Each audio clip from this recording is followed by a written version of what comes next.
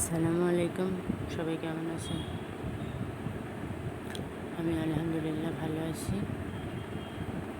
ভিডিওটা ধারণ করছি দুপুরে আজকে যা যা রান্না করব তাই। এদিকে আমি পটল আর আলু ভাজি করব,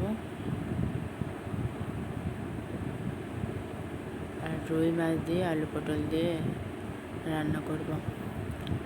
পটল সবজিটা বাজার থেকে কিনে এনে ফ্রিজে রাখা যায় না, অল্প কয়েকদিন থাকে, কেমন যেন সহজেই হলুদ হয়ে যায়।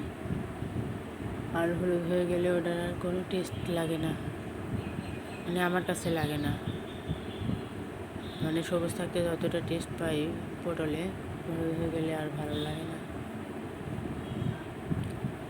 যাই হোক, কিছুদিন ধরে সর্দিতে যে কী পরিমাণের গরম পড়ছে এটা আর কাউকে বোঝানোর মতো ভাষা নেই।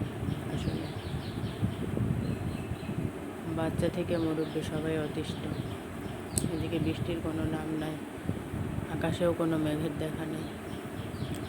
যাই হোক, আলহামদুলিল্লাহ সব মিলিয়ে তারপরও ভালো আছি। আমরা এখন দুপুরের খাবার খাবো। থ্যাংক ইউ সবাইকে। আসসালামু আলাইকুম।